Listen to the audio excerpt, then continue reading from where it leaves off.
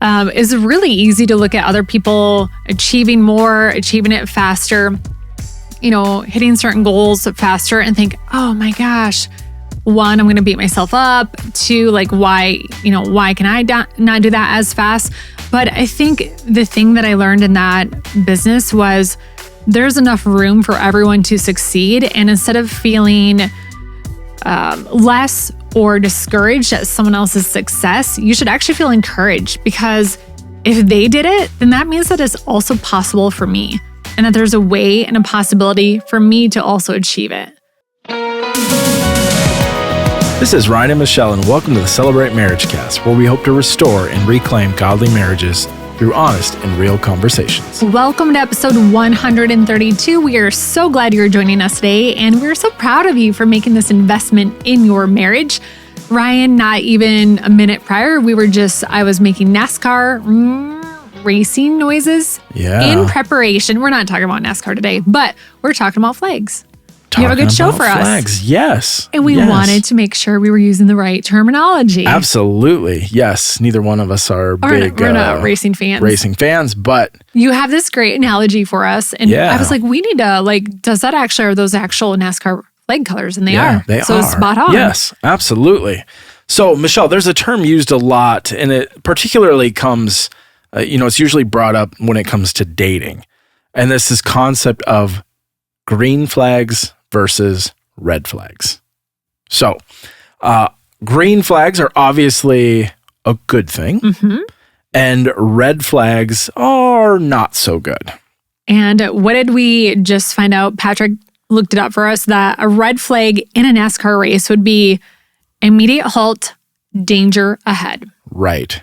Yeah. Stop. Do not proceed. Stop. Do not proceed. Red flag. But a green flag is good. Yeah, absolutely. So, if you are dating, this show is for you. If you are married, you should still be dating your spouse. So this show's also for you. I love it. So today we're going to share 5 green flags for your marriage. This is fun too, because green is spring-like. So spring, green flags for bring on the spring. Absolutely. Yes. All right. Great, Ryan. I'm excited. And just know this for our listeners, if you are listening and you don't have these qualities, not a problem. Just know that it's an area to work on. So do a little assessment of these 5 areas. Which ones are you really good? Which of these 5 green flags would you get? Yeah, absolutely. So let's get this started.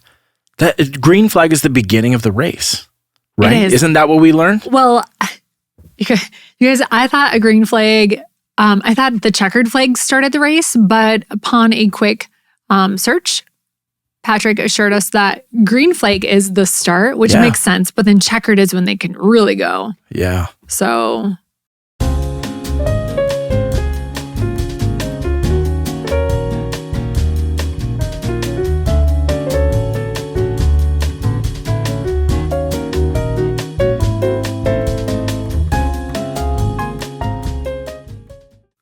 I don't know. Yeah. Green would well, green is the beginning. So here we go.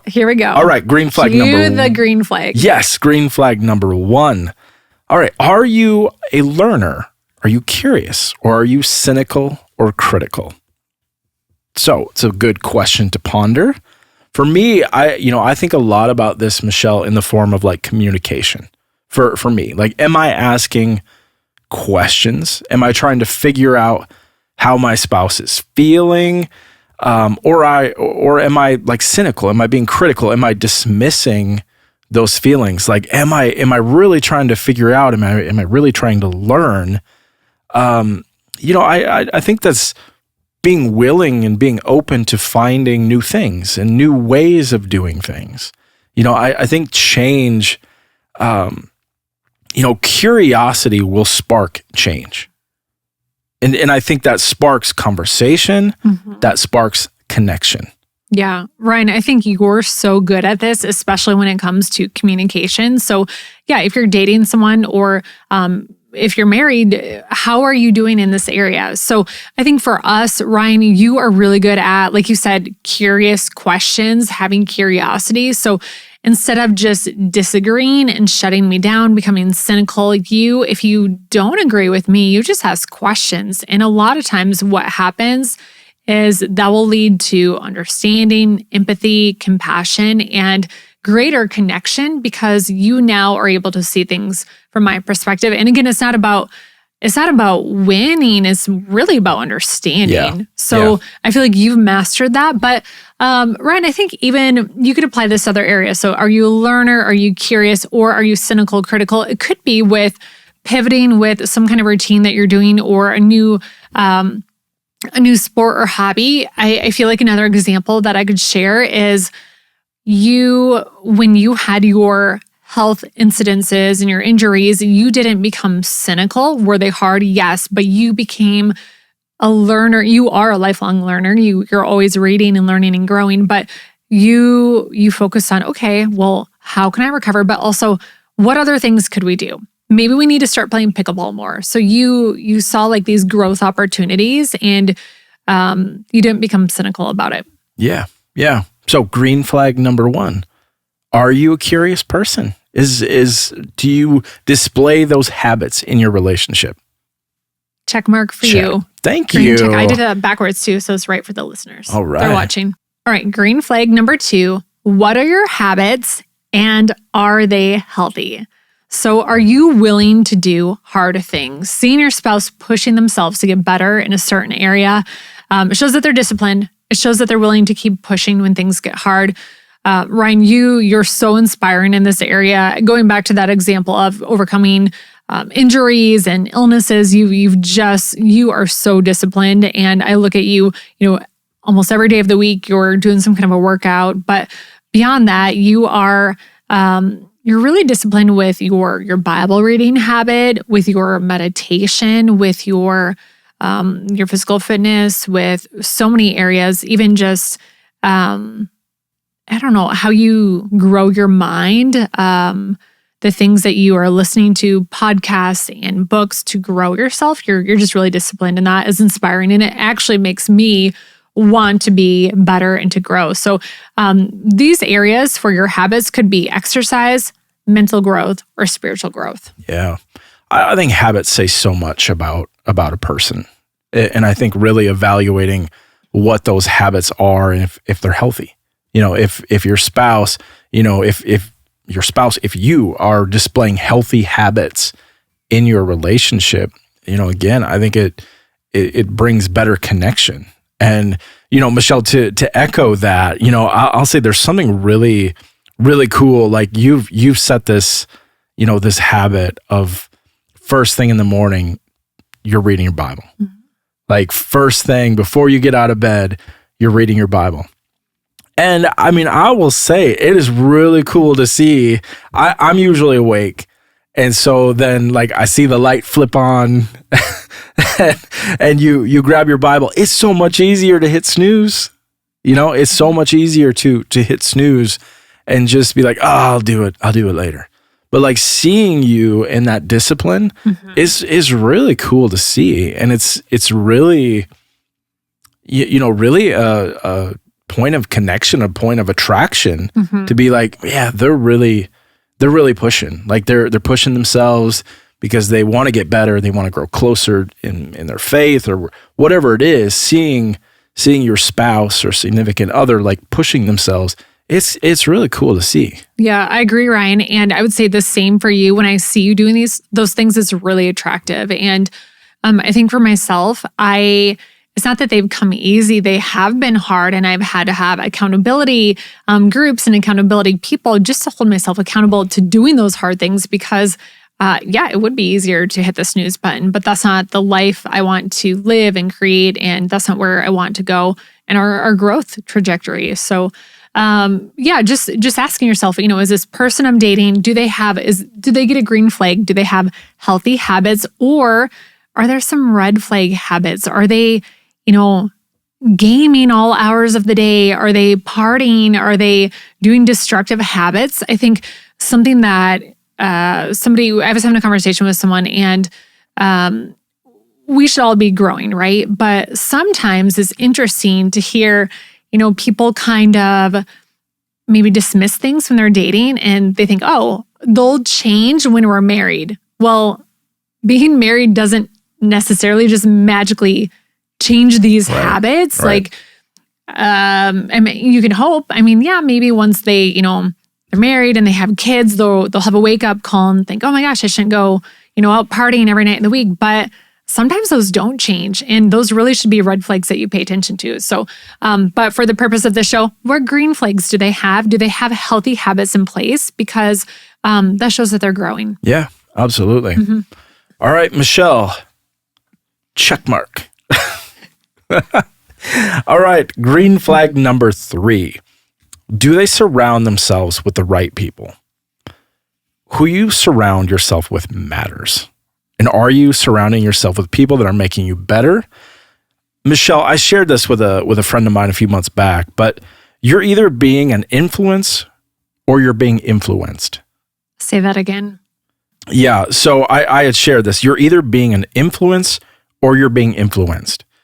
Which one is it, good or bad? Because who you surround yourself with matters.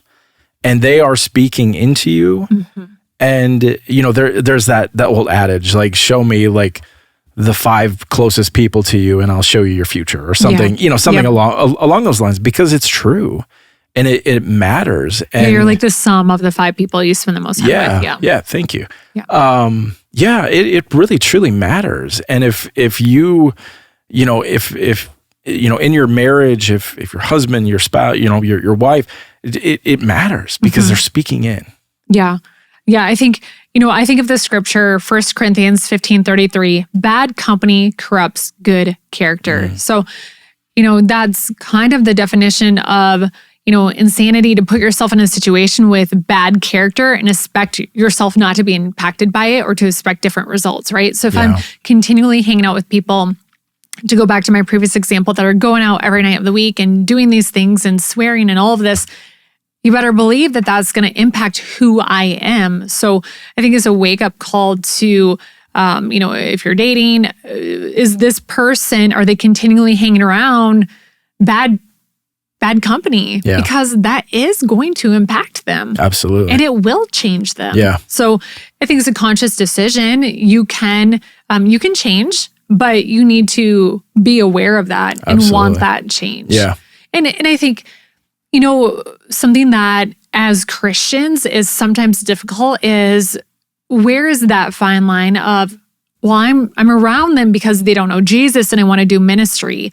I think the question that you need to ask yourself is, what direction are you yourself moving in? Because yes, you could probably, if you're strong enough or not strong enough, but if you're maybe disciplined enough, you can be around that and maybe lead them forward. But at some point, maybe just the sheer quantity of time you're spending with them, it's possible they're going to pull you back. So I think really just asking yourself, like, is it really ministry, or am I just saying that, but they're really impacting me and I'm more like them? Like, would someone in that room looking in be able to see the difference between you? Would they see like, oh yeah, they're shining Jesus's love. They're living out like Jesus would, and they're being a light in this darkness, or would you just all blend in? Yeah. Does that make sense? Yeah, like absolutely. Just asking yourself that hard question, I think. Yeah, I mean, I think it's an important,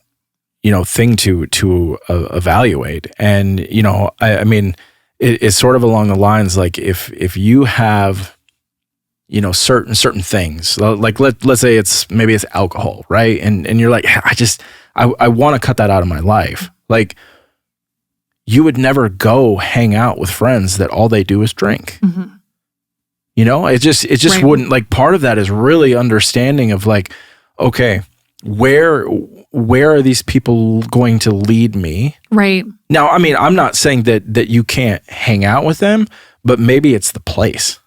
Like, hey, why don't you guys come over to my house and, we'll hang out there, or we'll go get lunch, or something like that. If you still want to influence and you think that you can be an influence, then change the spot.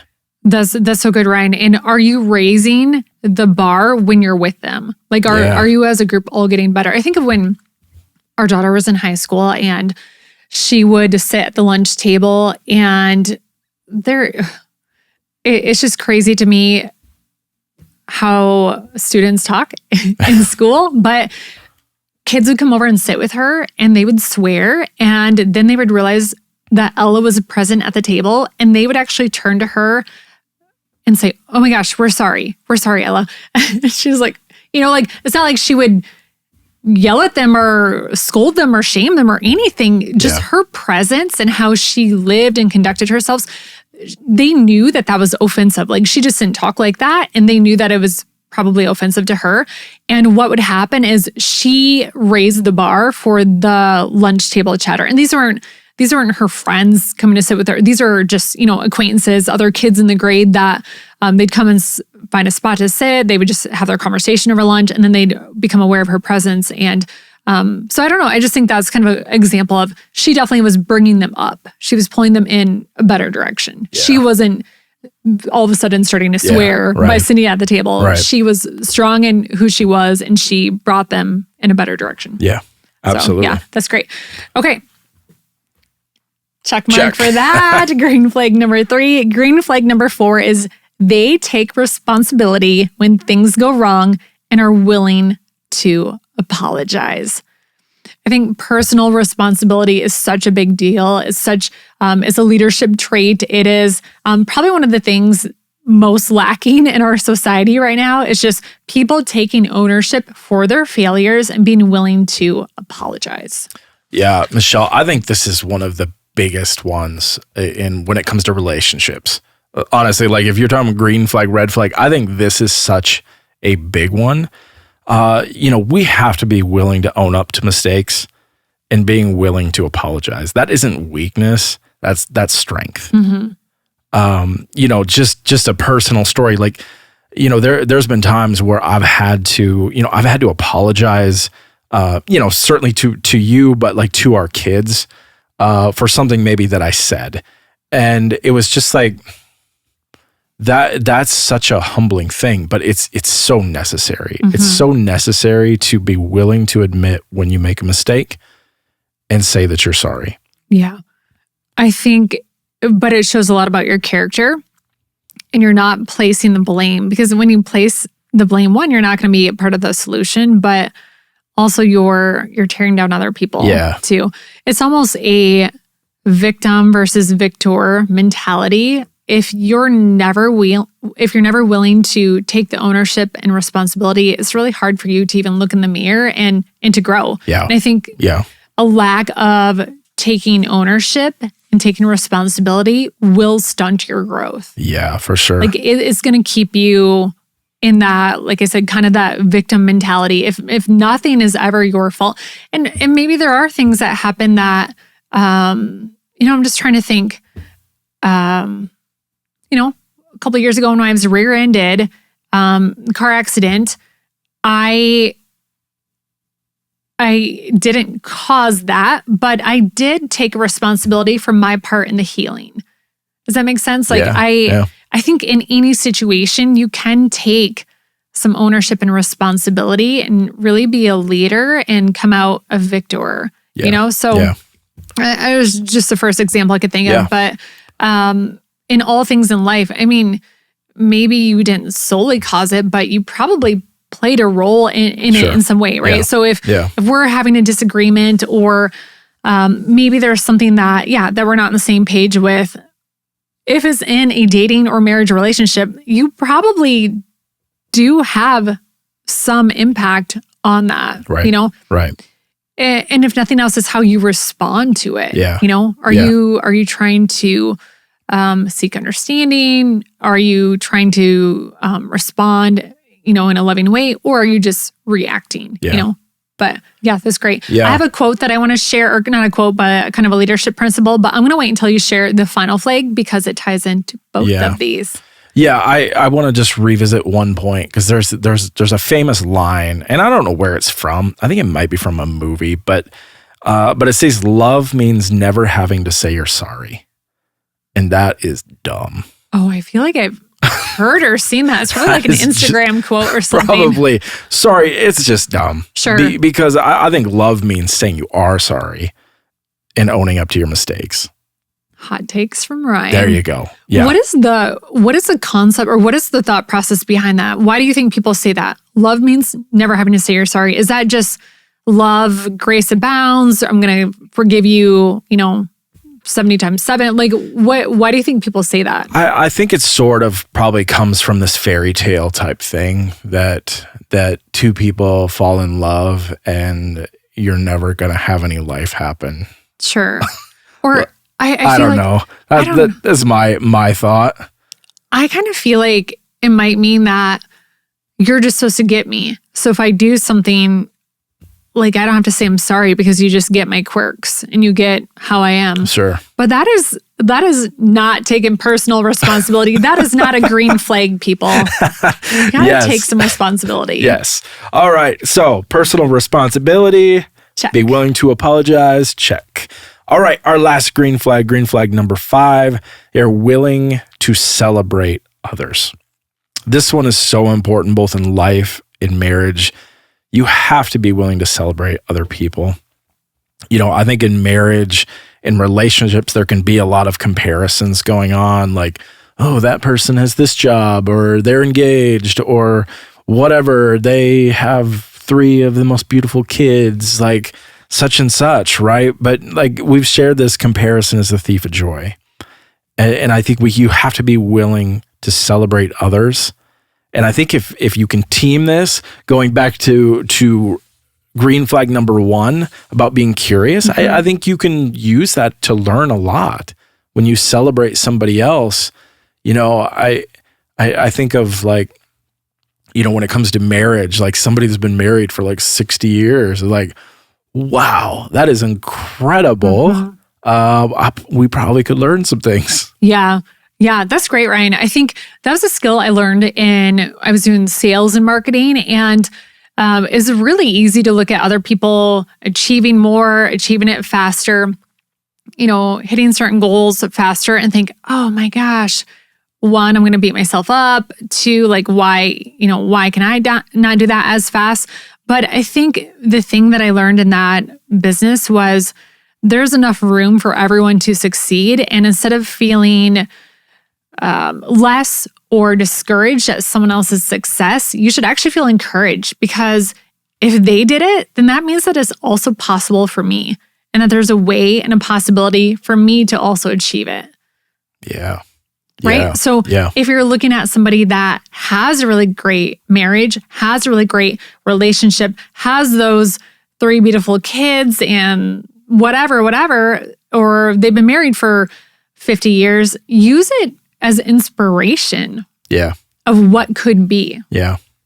And to celebrate that. Absolutely. I want to bring up this leadership point. So this has stuck with me for many, many years, but I just remember hearing, as a leader, it is your role and duty to take on the criticism. And I found it worded this way: take responsibility for failure. So that means that you stand in front for criticism. You stand in front and protect the people behind you because you're a leader. But then on the flip side, your goal as a leader is to give the praise away.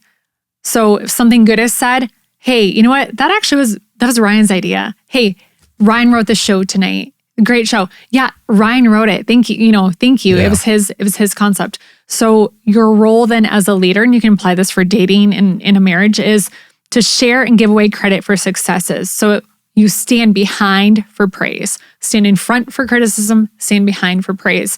I've shared a few leadership tips in the show today, but I think those are good marriage lessons as well. Oh, yeah. Because if I can start pointing the praise over to you, like, that is going to be cyclical. That is going to, 1, create a better dynamic in our relationship. And it needs to be authentic. You can't just be fluffy compliments, but that is going to enhance our relationship, and it will probably actually end up coming back to me, because it's going to create this, cycle of you're going to be inspired to do the same. Yeah. Yeah, absolutely. I think it has tremendous impact on your relationship. I read somewhere that gratitude and scarcity cannot coexist. That's good. Mm-hmm. And I think about that in marriage. If I am constantly being grateful for my spouse, I'm not lacking anything. That's so good. Yeah. I've heard it said, or even when you're angry or upset, you should write thank you cards. But it's that same principle, right? Gratitude and scarcity can go hand in hand. Yeah. So, all right. So green flag number 5, be willing to celebrate others. Check. Check. All right. So great. So let's do a mystery question based on this. Yeah. All right. It's not even a mystery question because you guys, Ryan wrote it. I wrote it. And also a funny thing happened just a second ago. So we record every other week. Our son stays with my mom because then we go straight to life group. But on those alternating weeks, he comes with, and I just saw his shadow a couple doors down. Like I saw him out there. He's gone now, but I was trying not to laugh while you were saying that very serious closing point. Oh, gotcha. Okay. The shadow in the door threw me off. We're good though. Yeah. All right, Ryan, hit us with the mystery question. All not right, so mystery. Michelle, mystery question that I wrote myself. So not really a mystery question, but can we still play the song? Yeah. The Mystery question time. Thank you, Patrick. Absolutely. Michelle, what is one green flag that you noticed about me when we were dating? You guys, I had a list of 10 attributes, and I wish I could find that list, but I do remember, so I was on this journey with God, and I just had this big wake-up call. A Christian counselor told me to go to Celebrate. That's how I got here. I think you guys know that story. Anyway, so I was just so set that I was not going to repeat these past ways. So I kind of started brainstorming this list or dreaming of this list. And I knew it wouldn't be, like getting all 10 things. But I found that list later. And I know I've shared this with you, but I'll share it again. You checked all the boxes. Oh, yeah. And I didn't, I just was letting, God, our whole story is all God ordained and God lined up. But it was years after, and I found that list, and I was like, oh my gosh, God, you're so amazing. I just started doing things your way, and you literally gave me a guy that checked all the boxes. But I wish I could find that. But I know that lifelong learner and being curious was on there. Somebody that was going to grow and learn. And Ryan reads over 100 books a year. Like I shared, he's in the Word every day. He's journaling. He's very aware, self-aware, aware of others, and you have a beautiful brain. So that's one. Yeah. I'm going to read the others I wrote here. Okay. So you're responsible. You take responsibility. You're very quick to take ownership and to see your role in whatever it is, even if it's not anything that you did. You're also quick to just try to find the solution and find your part in it. So even if I'm frustrated, it's just you're I guess curious, which goes back to that first one, but also you're self-aware of how you can maybe respond better in the future. Yeah. Also, I'm going to throw in some bonus ones. These are not green flags, but I do remember these from the list. Honest, financially responsible, Christ-centered, handsome, educated, has goals. All right. Nice. You're really a catch. All right. Thanks, you, Michelle. I think right off the bat, I'm gonna go back to the green flag number 1. I think, are you a learner? Are you curious? I just remember, keep in mind something about me. I'm not much of a talker. I'm pretty introverted. Mm-hmm. And so I just remember our first actual date of we went out for dinner and we were there for 3 hours, maybe longer. I don't know. Our waiter probably hated us. Right. But I just remember talking to you, and I was I remember leaving that and being wow, I talked a lot. It just, you were curious and you were asking questions, and I remember that right away. Cool. Of just being wow, we had great conversation. And again, for somebody that doesn't really talk a lot, I just it stuck out to me. Yeah. And so big deal. that was a big deal. Big deal. Awesome. So You guys, thank you for listening today. We are proud of you for making this investment in your relationship, and we hope you were able to say, yes, I got all 5 of those green flags, or hey, if you got 2 or 3 or 4, you have things to work on now or to look for when you are dating. So Ryan, thanks for writing our show today as well. Thanks, Michelle. Show. I love your concepts and great analogy as well with the green flags. Thanks. Also, we are in Easter week, and we want you, our listeners, to know about a few special events we have going on here in the life of the church. So starting on Thursday, we have a Maundy Thursday service. Now, this is the first time, Ryan, that we've ever done this in the life of Celebrate. Yeah. So super excited for that. And essentially, the service is going to be a time of worship, a message, and a special time of communion, which Maundy Thursday is the time when Jesus had his Last Supper with his disciples, and they had communion, and he washed their feet. And we're really going to look at just his journey to the cross at that service. So that's Thursday, 6:30 p.m.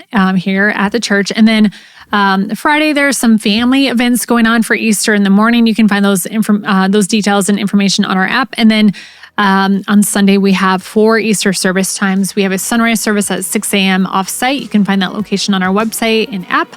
And then we have our 8 a.m., 9:30, and 11 a.m. services. Did I miss anything? No, I think you got it. Guys, such a special week. We hope you can join us or watch online if you are out of area. And we also want you to know we have marriage resources at Celebrate.church/marriage. And you can find our fresh new social content at Celebrate MarriageCast on Instagram. We hope you have a great week. Have a great week.